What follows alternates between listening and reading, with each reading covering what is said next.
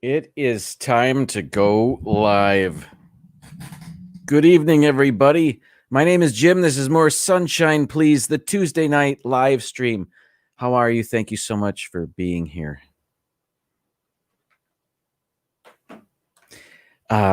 Today, it's mid-October, so I thought we'd talk about a couple of October-ish, Halloween-y, kind of scary, sort of seasonal things. In one, I'm wearing the shirt here. I thought we'd talk just a little bit about the Twilight Zone Tower of Terror. I do like that ride very much.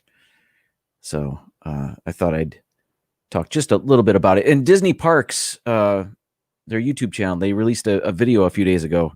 So I wanted to review it. I watched a little bit of it, and it's only a couple minutes long, but I'd like to see more of it. So I thought we could do that. And then my top 15 list tonight has to do with old black and white horror movies. So it is, hang on, let's see here. Let's check the chat. Where are we? There it is. All right, let's go back up to the top here. Our returning champion, gold medalist, Noah. Welcome back to the podium. Thank you so much for being here. Our silver medalist is Caitlin. 9 days until she's back. And then Mar in Memphis with the bronze. Well done. Thank you, everybody, for being here and for placing so high in the competition. No competition. We're just having fun. Keith, BDF, welcome to the show. Good to see you. D&G Explorers. I am totally not ready for that. Now I am. All right. Shelly Starwalker, welcome to the show. Good to see you. Uper Wisdom Videos, Jason and Bridget, welcome in.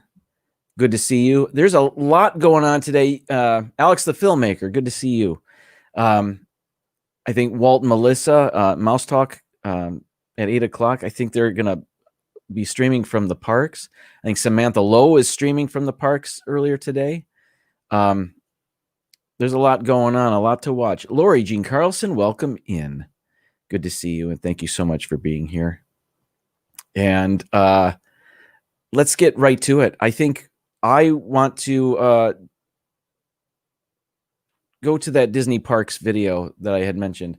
I think I have it called up somewhere. Let's see. Hang on. Here we go. Disneyland will not be open the rest of the year. Oh, I heard that there was news, but I didn't have a chance to see it. When are they going to open? Not in 2020, which is probably a good thing. 2020 is awful. They'll just be cursed if they open in 2020. But when is it? Break the news here. I mean, you're not breaking the news here, but let me know because I didn't have a chance to read it. But that's too bad. I'm sorry. You just have to come to Florida, I guess. Anyway, let me go back to this. There's that, and if I have this done correctly, here it is. This is again, Disney Parks has a YouTube channel, and this is a video that they have on there, and it's just three minutes long, and I think they released this about 6 days ago. And I just wanted to watch it. And I think it's just, it's not a total ride video, although I think they show a lot of it. But I think they sprinkle in some facts in here. So I just wanted to see what was going on. Yeah, ride and learn on the Tower of Terror.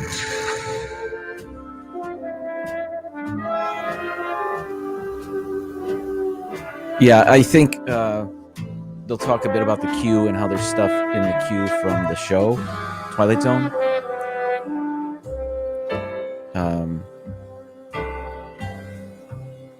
You know what's interesting is in the queue, they have a bunch of plants covered in cobwebs.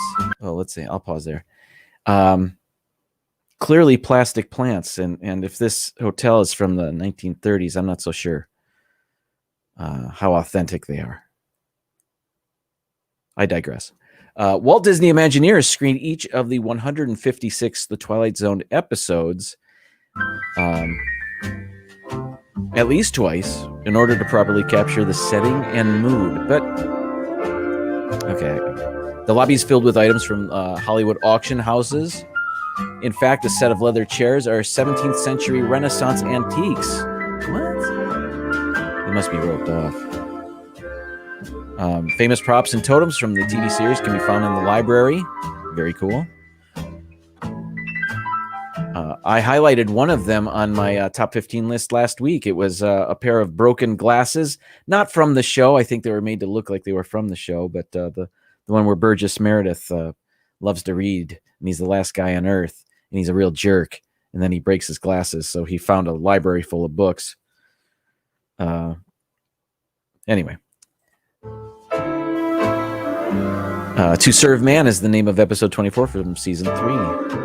So that's in there somewhere. That key is in there in the show somewhere. Oh, I have a sneeze on deck.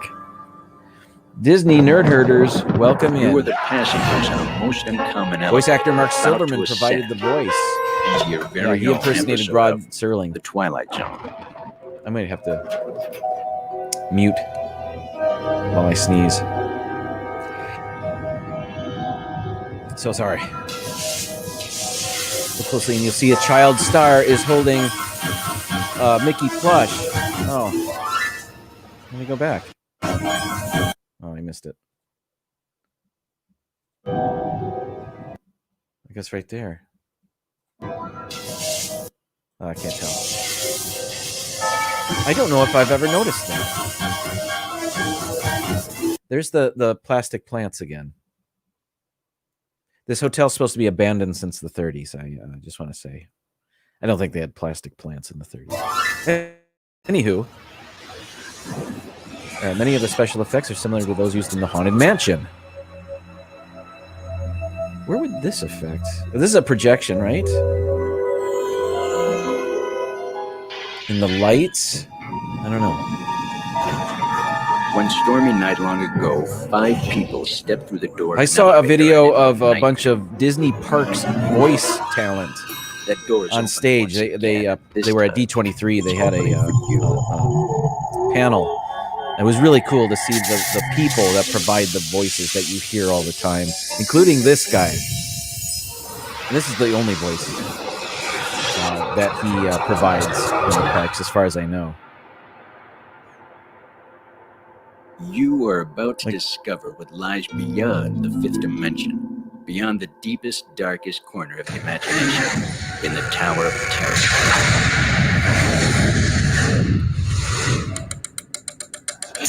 The fastest slow attraction.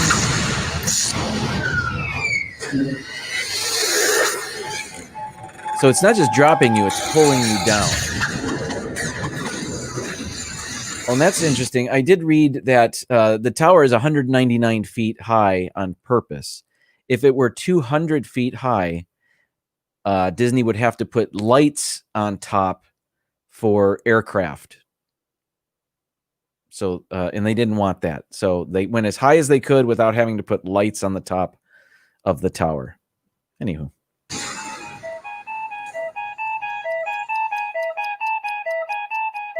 And this ride was in Anaheim, but they remade it into the Guardians of the Galaxy Mission Breakout, which I really enjoyed. But I'm so glad they're not going to do that here. Something you won't find in any guidebook. The next time you check into a deserted hotel on the dark side of Hollywood, make sure you know just what kind of vacancy you're filling, or you may find yourself a permanent resident. I want a list of all of the things that are in the queue that are from the show, The Twilight Zone. It's got to be out there. Why would they bring all that stuff in and then not document it and put it out there for people to know about? some of that stuff's got to be so obscure. Oh, well. Michael Riley, welcome in. Good to see you. Oh, no, Michael, do you? Oh, I'm sorry to hear that. I hope you're okay. Get rest. Get well. I'm sorry to hear that. All right. Well, enjoy the show, Michael. What's next? Today's guests. It is October, and these guys are with me all the time, but I thought I'd highlight them today. My guests for the show today are the Haunted Mansion Hitchhiking Ghosts. Welcome, gentlemen. Thank you so much for being here. It's good to see you. Now, your names are Gus and Ezekiel and Larry. I don't remember their names, but thanks, guys, for being here. They're right back there, always with me. So yeah, one more time. Thanks for being here. I wish you guys would have worn masks. Let's get into my top 15 list, because frankly, I don't have anything else going on. And my show probably will not go an hour today, just because I can do that. And then if Walt and Melissa want to go early, because I think they're from the parks, they can do so without stepping on my toes, if that's even a concern of theirs. But that's cool. Either way. So where am I? Okay, top 15 list. Today's top 15 list. Jim's top 15 black and white horror movies. And this is not my list. Bob and Ashley, welcome in. Let's see. This is Screen Rant. ScreenRant.com has, they have a bunch of lists and stuff. But they had a list of 15, and it works perfectly for my show. And I wanted to do something about horror movies. And I'll be honest, I'm not the biggest watcher of horror movies, but I wanted it to be black and white, like classic, universal, all that stuff, classic black and white horror movies. And they had a list like that. So this is Screen Rant's top 15 black and white horror movies. And if I think I can, let me do that. I've got it called up over here. So let me get ready just in case I want to go to it. There it is. No audio. There it is. Okay. So number 15 is a movie called Them. Now I have mentioned this movie in the past, and there's the movie poster, or a version of a movie poster for the movie Them. This movie came out in 1954, and it's about giant bugs, and I think radiation causes them to grow wildly or something like that. I don't know. Never actually saw it. Mouse Talk, good to see you. Mouse Talk, let us know. Are you streaming from the parks this evening? I thought I saw that. Let us know. But the reason I mentioned the movie Them a couple of weeks ago is because it featured the Wilhelm scream, which is this. And I think it mentioned it more than once. James Ryan, good to see you. Thank you so much for being here. But yeah, not from the parks. Okay, my mistake. Worth watching anyway. So the Wilhelm scream, if you recall, is a sound effect of a guy from a movie, a cowboy movie. I don't even remember what it's called, but the character's name was Wilhelm, and he was shot in the leg with an arrow, and he made this scream. And apparently the filmmakers loved that sound, and they used that same scream 2 other times in that same movie. So that's it, the Wilhelm scream, and they feature it in this movie from 1954. It's called Them.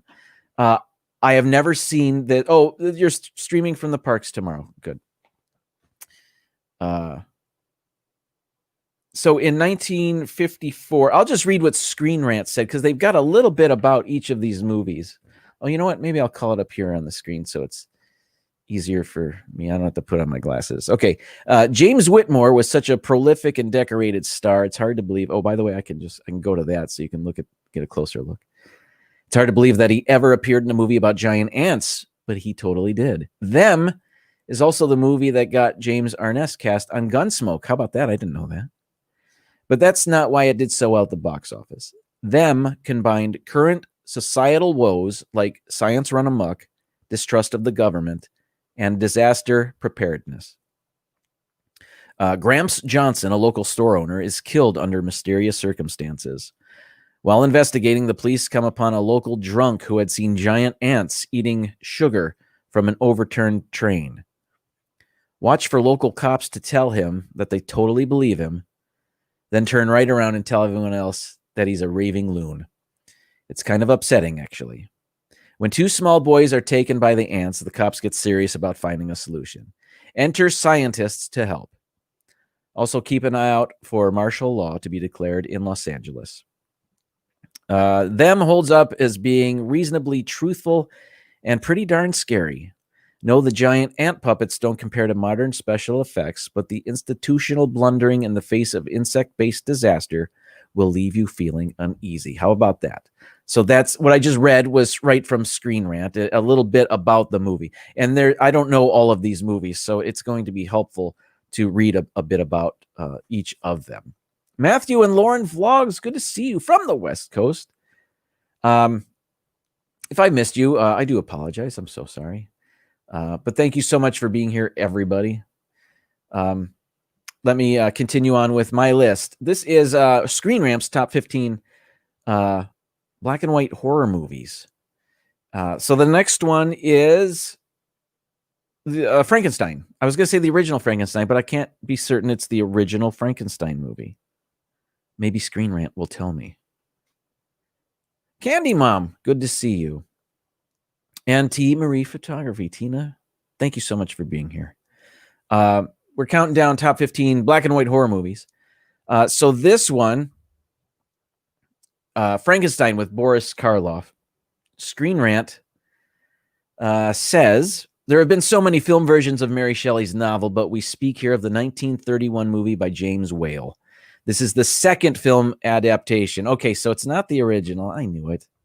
The first being a 16-minute short from 1910. I've never even heard of that. Boris Karloff stars as the monster in Whale's version, becoming immediately iconic in the role. Bringing up this movie today is likely to inspire some wag to explain that Frankenstein is the doctor, not the monster. Of course, the doctor is the monster, which is easy to discern if you read the book, which I have never read the book. I've never done that. It's probably natural for a doctor to want to uncover the secrets of life and death. We all probably have. Do I need to read all this? Have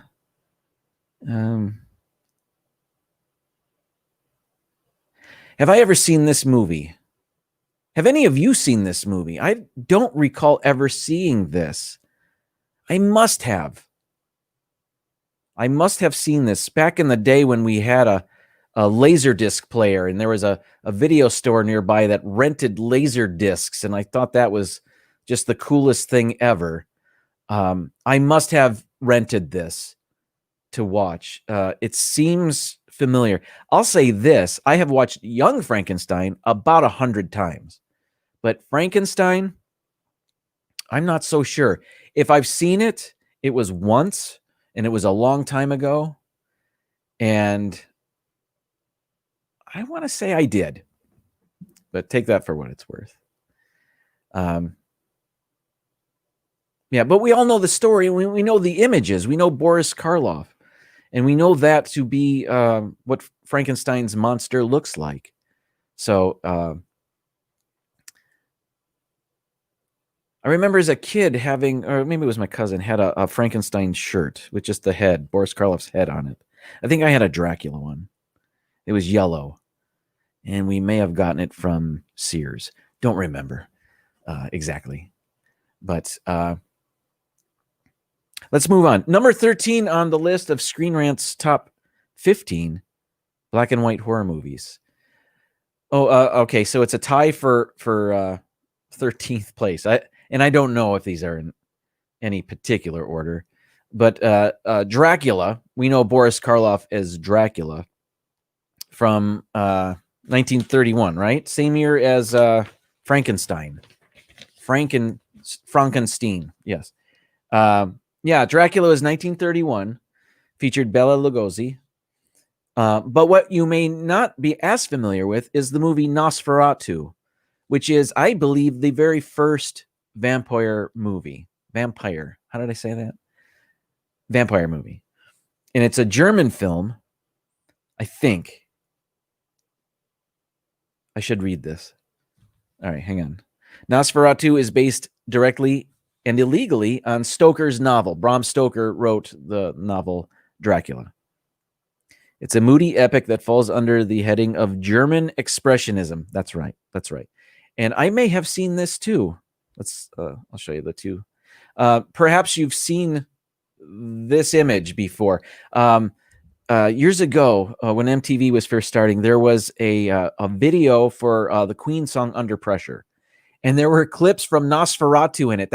That's the first time I ever saw the vampire from Nosferatu was in that stupid music video, which was just a series of like stock footage clips. Oh, well, I digress. Let's see. So German expressionism, it's, I'll go to that. It's, Dracula was based on the stage play. So there was a stage play too. I didn't know that.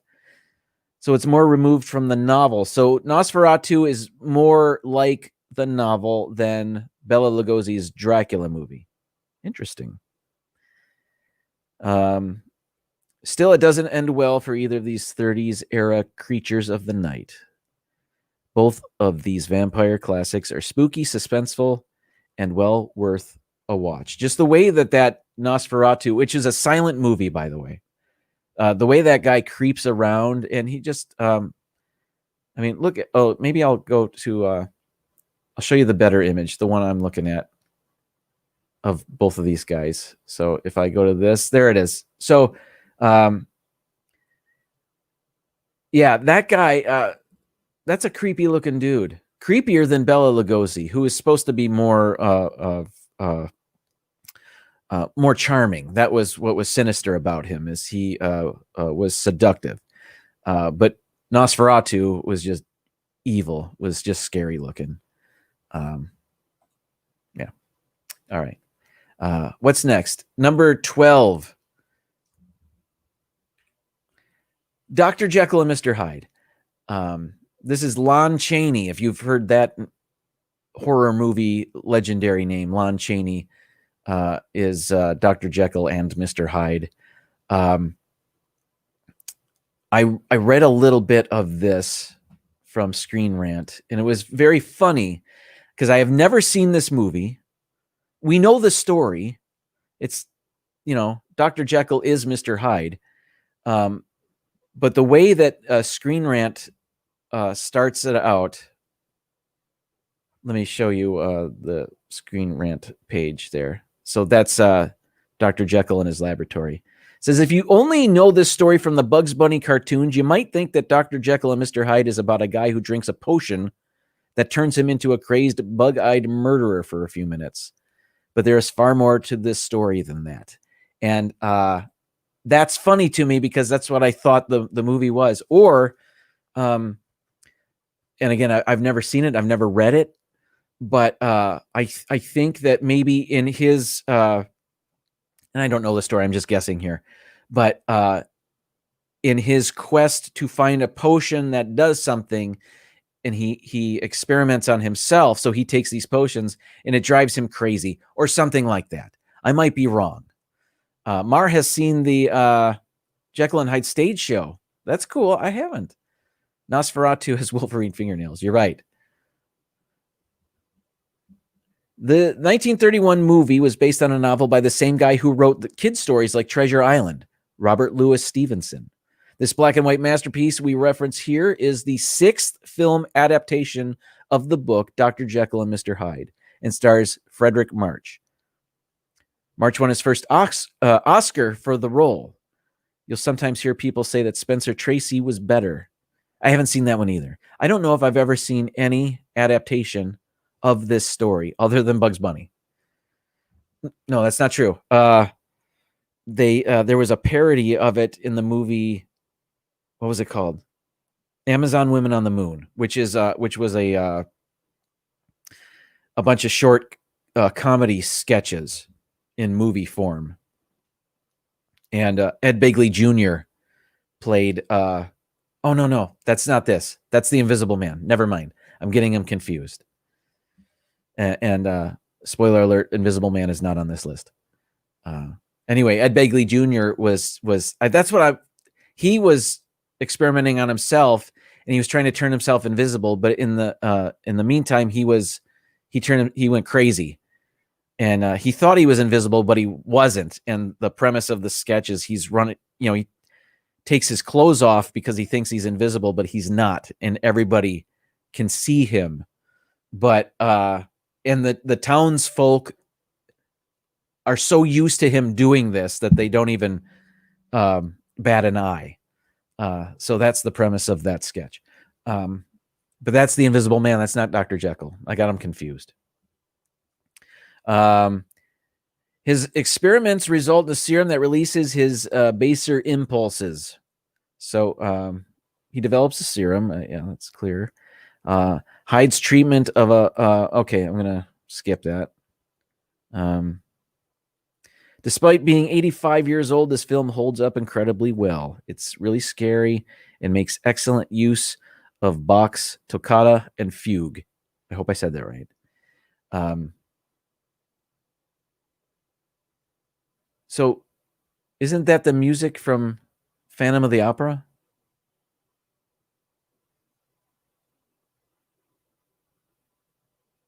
We'll see. I don't know. I'm checking. And the reason I'm checking is because next on the list is Phantom of the Opera. So I was checking to see if I went ahead of myself. David Hasselhoff is in the musical version of Jekyll and Hyde.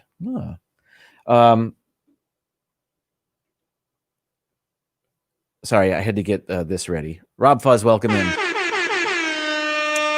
And also, welcome into Pepper Tree Villa. Season's greetings. We are counting down Screen Rant's top 15 black and white horror movies. We are at number 11. So Phantom of the Opera. And here it is. The one of the old posters I found. It says Carl Laemmle presents Phantom of the Opera. Carl Laemmle, a producer, kind of brought movies to California from the East Coast, I believe. Is it, and I'll read what Screen Rant has to say about this movie. Is it really possible for a silent movie about the opera to be effective, let alone scary? Yes. When Lon Chaney is involved, you can bet that you'll be left somewhere between unnerved and terrified. Let me show you his picture. I'll call it up. You know this. The reason his image isn't on this movie poster, even though it's the one we are most familiar with. We know what Lon Chaney's Phantom of the Opera looks like. Even if you don't recall it, you've seen it before. There it is. Okay, so why do I keep changing? There we go. There it is. That's what we know as the Phantom of the Opera, Lon Chaney's Phantom of the Opera. However, they didn't put that on any posters. This poster, and there are a number of them I saw, don't show his face because that was a big reveal. That was a huge part of the movie to have his mask taken off and to see how hideous he is. So you're not going to see images of him on any of the posters or advertising, any of the marketing. Let's see, what else do they say? In addition to Lon Chaney, this Phantom also features Mary Philbin and Norman Carey. I don't know those people. Like most of his roles, Lon Chaney was allowed to design his own makeup for the role of the Phantom. It became instantly iconic, though the film itself went through many more edits and changes over the years. You can find a copy with the original score and the added footage. That's the way to go. But honestly, there's not a bad version of this movie in existence. Is that real? Oh, of this movie. Not of the story, but of this movie, which is 1925. It's from 1925. Where's this? No. Oh yeah, I can get rid of that. Okay. Sorry. Thank you for bearing with me. Carlos, good to see you. Next, number 12 on my list, not my list, Screen Rant's list of black and white horror movies.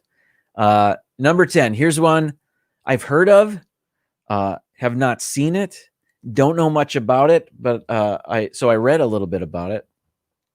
It's called 13 Ghosts, and it's from William Castle. Maybe you're familiar with that name, maybe you're not. William Castle was a horror movie director, and he was the king of crazy gimmicks and stunts. And I think there was a particular, maybe like glasses that he passed out at the theater where you could see ghosts or something. Something like that. Let me read what Screen Rant has to say about this. Even though William Castle was a huge film mogul in his day, these days people are more aware of the remake of 13 Ghosts. This movie is really quite creepy, even if it doesn't contain that invented but admittedly unnerving Black Zodiac nonsense of the remake. I haven't seen the remake, so I don't know what they're talking about. A poor family inherits a house and is completely stoked to go live there. Who wrote this? But wait, it's haunted with roughly 12 archetypal ghosts. That's what we're looking at here. These 13 ghosts, and they all have a particular identity, I guess. Well, I don't know.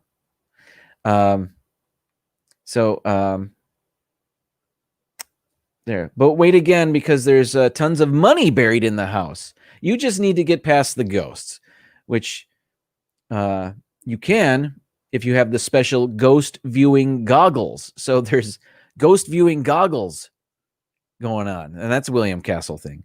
Audience members back in the day also had a choice to wear colored cellophane glasses to see the ghosts.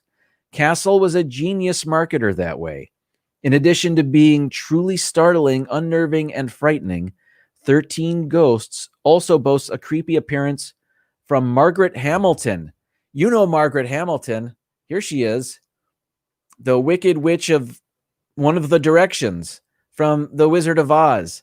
And it says here, they hint at her being a witch in this movie, which they found funny.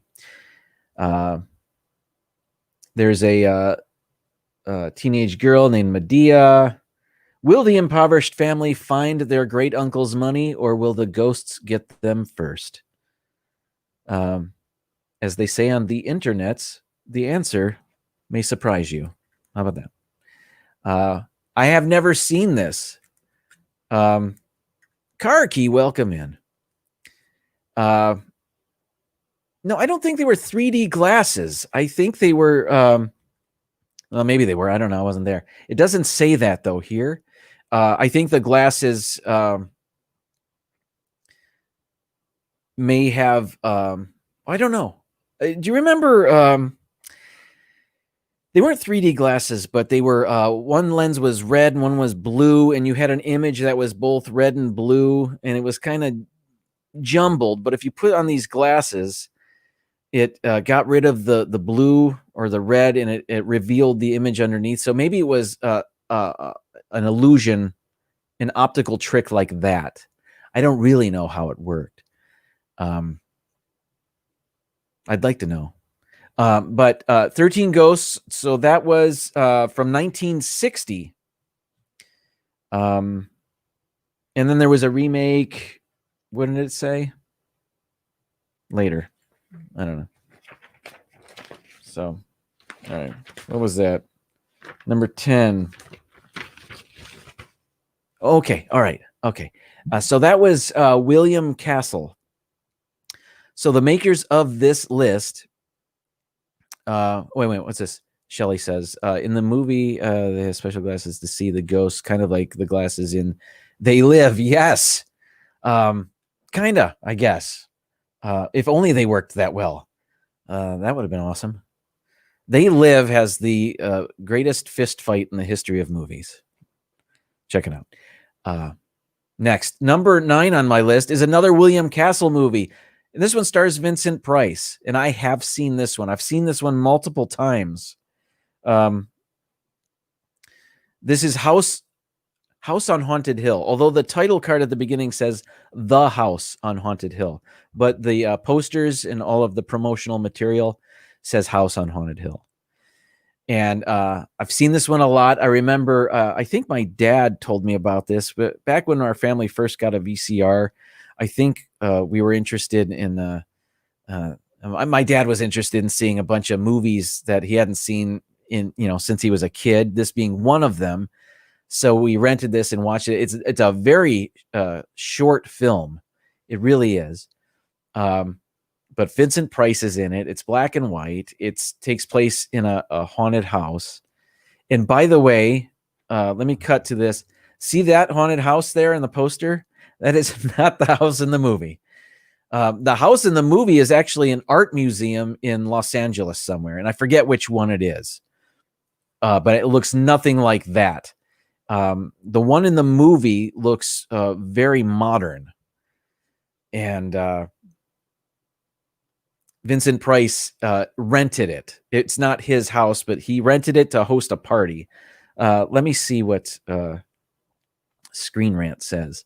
Oh, let me show you this too, by the way. They have a still image of it. Here it is.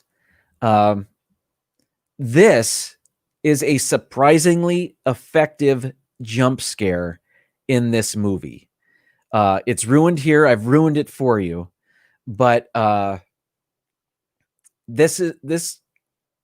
he did a great job of setting it up and then editing it so that we are all startled when it's revealed. Rachel loves Disney. Welcome in. Hi, Mom. Homicidal was one of his old faves, and I remember recording that off of AMC or something like that. And for all I know, it's still in the basement. And I don't know if he ever watched it. He probably did and then realized it wasn't as awesome as he remembered as a kid or something like that. But I remember him talking about that. It looks like Fonzie in a wig. It kind of does. But let me see. Oops.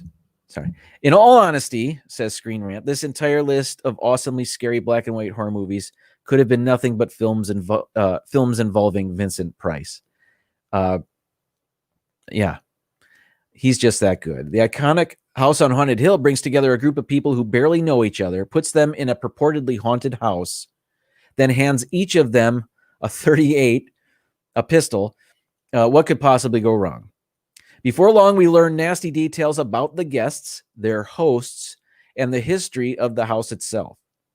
There will be characters you come to loathe, and they may not be the ones you loathed initially.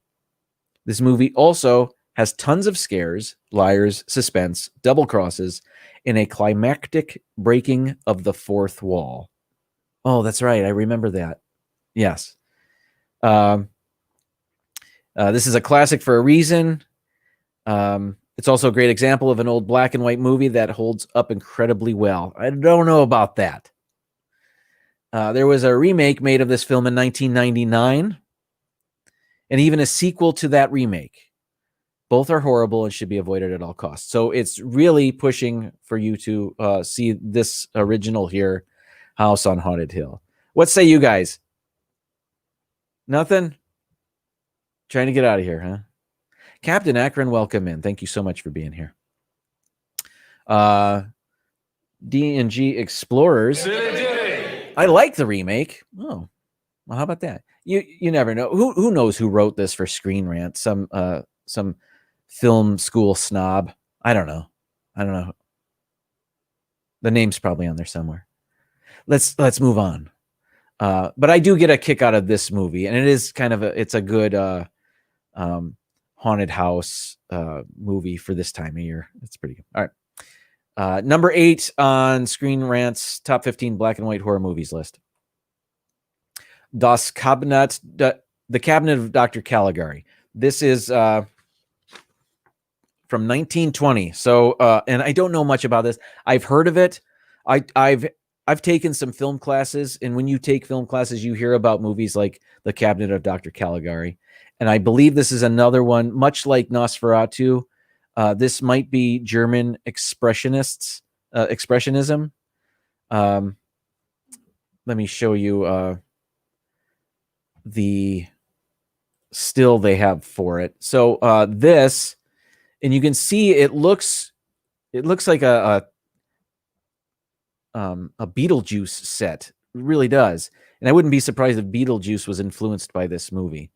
But this says silent films from the 1920s don't get the play that they should. This is even more true when you're talking about German expressionist cinema. If anything, these films should be more widely seen, given how well they hold up today. Cabinet of Dr. Caligari is a 1920 film about an evil hypnotist using a sleepwalker to kill people at his behest. Thematically similar to the more realism-based White Zombie, which I haven't seen, but I believe stars Bela Lugosi. This film has a unique visual style that is part comic book, part stage play, and part hideous nightmare. And I think this is that image that you're looking at is part hideous nightmare. Like that's not a real corridor that he's in. It's a dreamscape. Modern film fans sometimes confuse this one with Cabinet of Caligari, a 1960 reboot/sequel written by Robert Bloch. Despite the involvement of some world-class talent, the 1960 film doesn't approach the greatness of the original. The original The original Cabinet of Dr. Caligari can be seen for free online or even downloaded legally. Roger Ebert called it the original horror movie. That's an arguable point, but even if it's not the first, it's a spectacular watch and one every serious film fan should see. So I have not seen it. I may have seen clips from this movie, but I know I haven't seen it. But it's very stylized, that German expressionism, crazy angles, and I bet it's as creepy as Nosferatu is. It's much higher on this list than Nosferatu, although just that vampire image is super scary, and this old guy with the cane doesn't look so much. I bet this is the guy that gets hypnotized.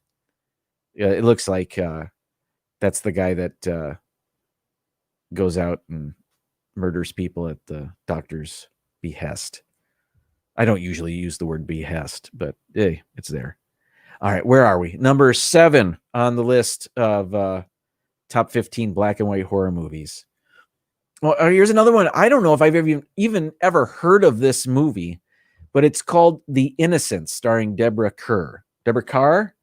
Deborah Carr. I think it's pronounced Carr, although it looks like Kerr, but I think it's Deborah Carr. Is there another Deborah whose last name is Carr? Anyway, Deborah stars in The Innocence. Let me read a bit about it. It's based on Henry James' excellent novella, Turn of the Screw.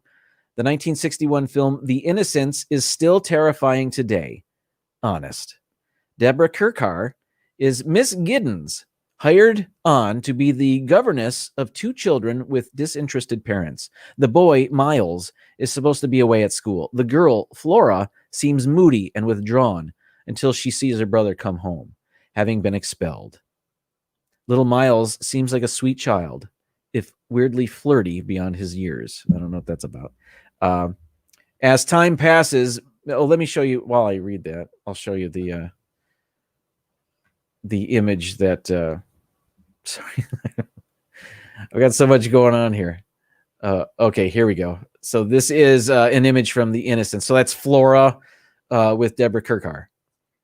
As time passes, Mrs. Giddens begins to wonder what's up with these weird children and how much truth there is to the rumors of ghosts around the sprawling estate. The Innocence is an engrossing film that honestly will keep you on the edge of your seat. Turn the lights out, pop some corn, and let yourself get carried away with this tale of murder, suicide, hauntings, and paranoia. Great performances, spooky scenery, and a slow-burning plot makes this a truly frightening film that holds up despite being over 55 years old. How about that? I've never seen it. I never hear people talk about this movie, but it's really high on this list. Sorry. Frog in my throat. But I'm interested. I'm kind of interested. I don't know. There's so much I'm interested in, and I have so little time now that school's in session, and I've never been busier. Anywho, James loves the old 1930s era Universal horror movies. There's some on this list, but there are others, including number 6 on the list, Invasion of the Body Snatchers, the original Invasion of the Body Snatchers. At least I think it's the original. Sorry, I printed this out and from 1956. Okay, so there was a remake in 1978 with Donald Sutherland, and I remember that.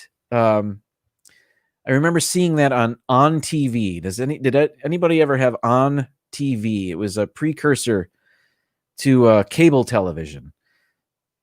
No? Okay. You needed an antenna, a special antenna on your house to get it.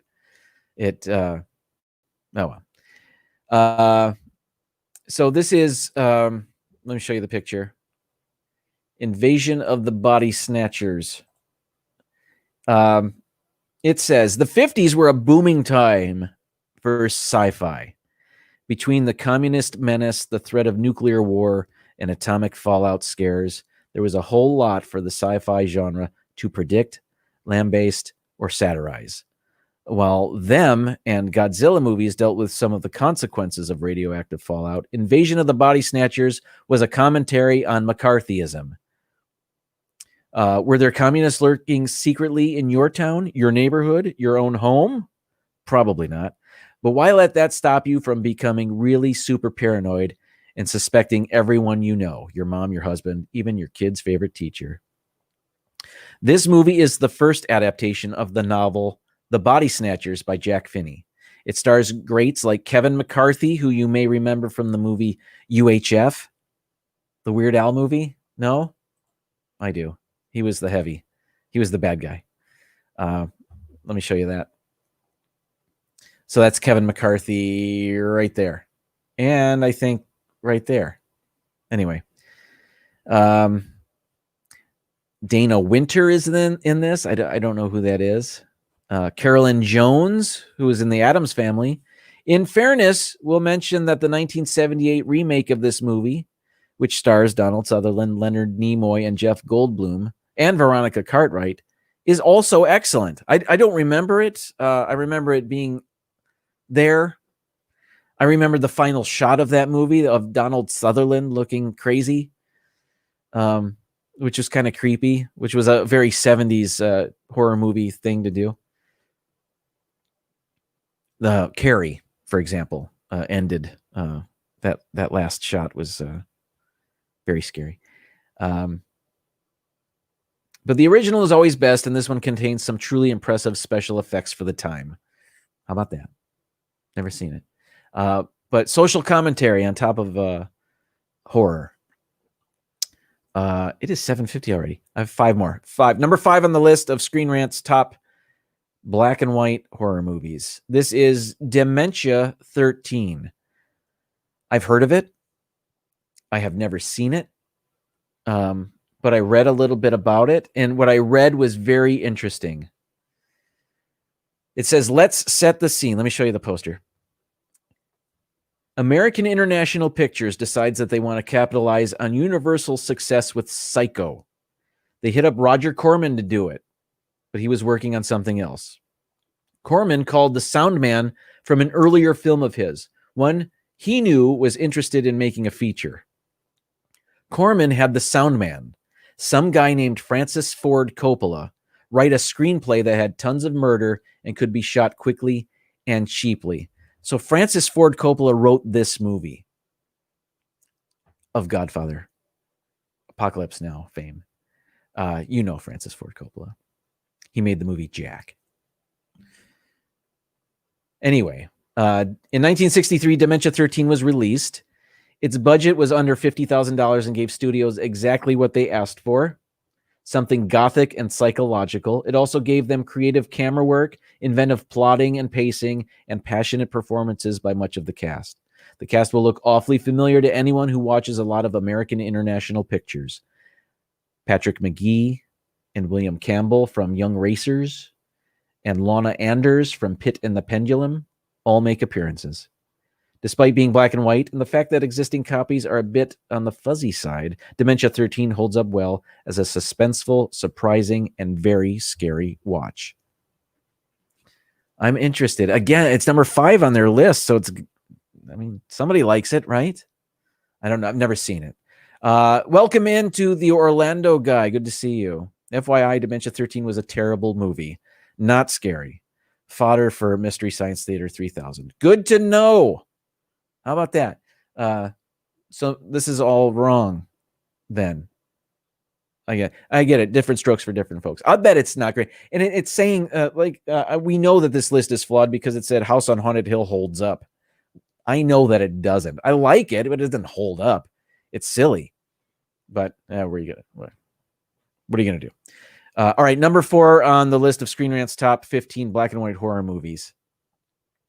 The Incredible Shrinking Man. I have seen this. I saw it as a kid, but I don't remember being scared by it. I remember watching it and thinking, oh, that's cool. They made it look like this guy is super tiny. So they have all these giant set pieces. That's what I remember from The Incredible Shrinking Man. Let's see. What is, let's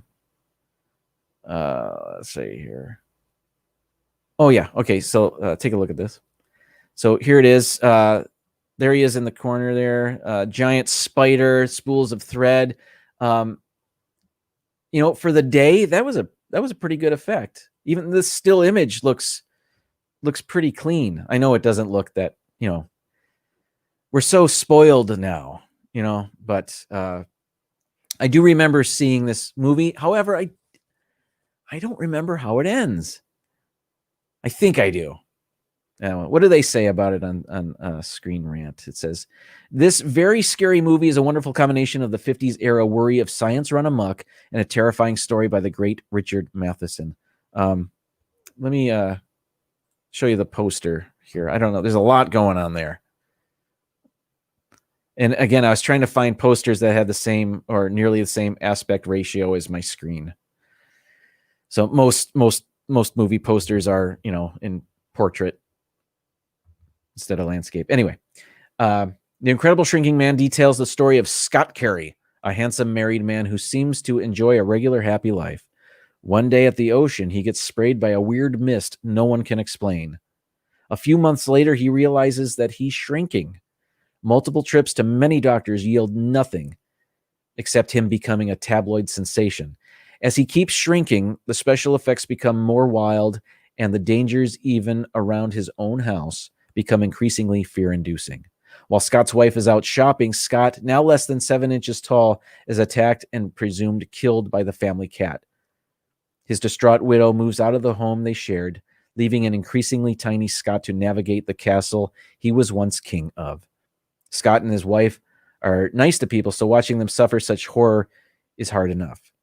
But Grant Williams' spectacular performance and heart-wrenching narration make this film gruesome, terrifying, and profoundly memorable. I don't know about that. It was kind of cool. The effects were, cool for the time. And when I was a kid, it was fun to watch. But I don't remember it being gruesome or particularly scary. I thought it was cool that, that guy, he's got to watch out for his cat now. He's got to look out for that spider. And by the way, who has tarantulas in their home? I think that's a tarantula. So, I don't know where they live. I don't know if they're in Australia. I don't think they are. But yeah, totally not gruesome. Shelley says, I remember The Incredible Shrinking Woman with Lily Tomlin in 1981. I do too. She was shrinking because of a mix of all the chemicals, the household products in her home. And Charles Grodin was in that. as well that I remember. What else? That was directed by I can't remember his name. I'm going to move on. I don't want to waste more time. Okay, number 3 on the list, Night of the Living Dead. I'm not even going to read about this. You guys know this. This is a zombie movie, Night of the Living Dead. I think the first zombie movie, maybe, if I'm not mistaken. Do they say that? One of the great horror classics of all time. Oh, there were zombies before this, it says. Okay, so I'm wrong. But this is the trailblazer, I think.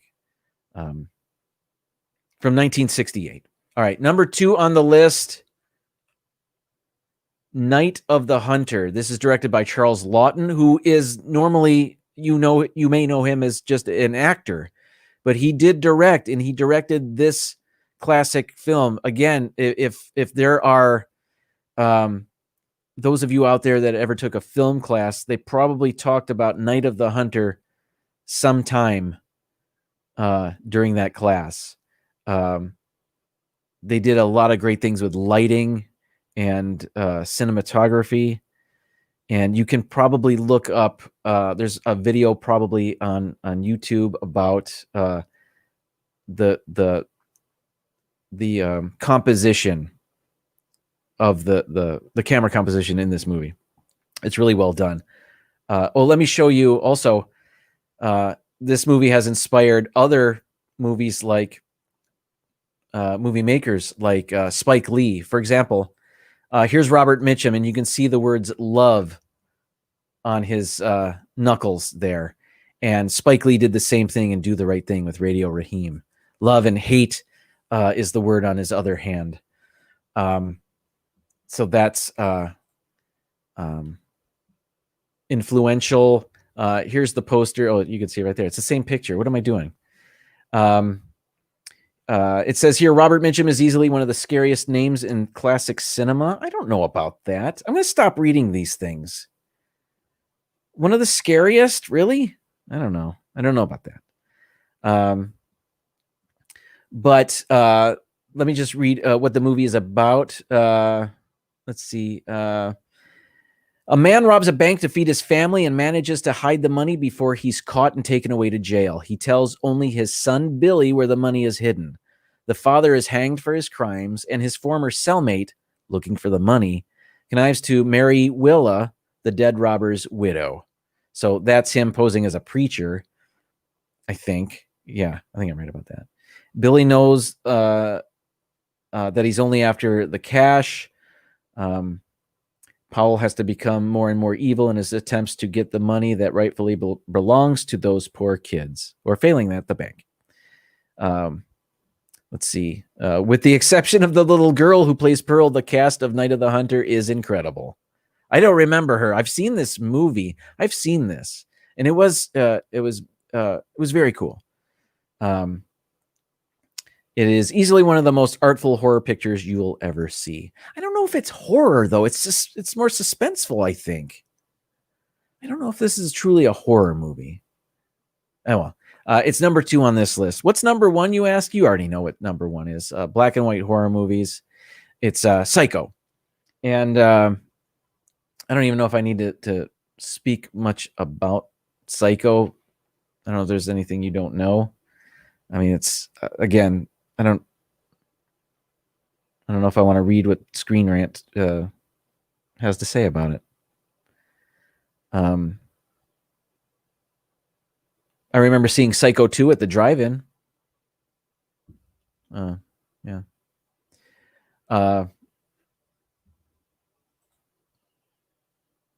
Those mopey kids. Yeah. So was Eraserhead on this list? No, I believe that they kept these movies to everything before 1970. So Eraserhead wouldn't be on this list. The latest movie was Night of the Living Dead from 1968. So yeah, maybe not a perfect list, but it's one I didn't have to. What about Manos Hands of Fate? That's a Mystery Science Theater 3000 movie. Yeah, what are you gonna do? All right, so that's the list. It is 8:00. It's time to go to Mouse Talk. They're home. They'll be on at home tonight, but they'll be in the parks tomorrow. I'm sure he'll talk about that. Walt and Melissa will talk about that. What else we have? Thank you, Dean, from the Live Place, theliveplace.com. Check it out. Mouse Talk right now, 8:00. Viapre Project at 9:00. Let me move over. All right. The Disney Nerd Herders on tomorrow, Wednesday night live stream at 7:00. We've got where am I now? D&G Explorers on at 8:00 tomorrow. We have sorry, why am I so confused?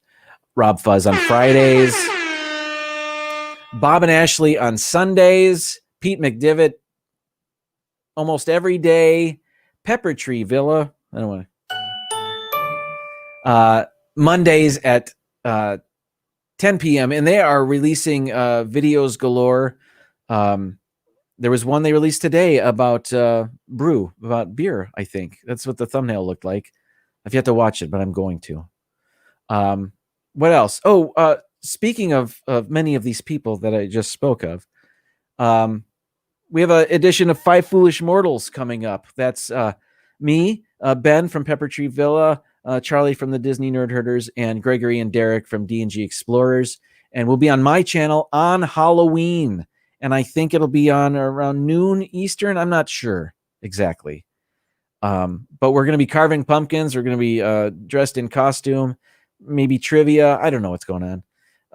But I can't wait. It's always a good time. Let's head on over to Mouse Talk now. Tell them it's a Sunshine Nation invasion. Time to end broadcast. Thank you so much for taking the time to be here with me. And I'll see you next Tuesday at 7 p.m. For another live stream. More sunshine, please. I'm fading out. Here we go. All right.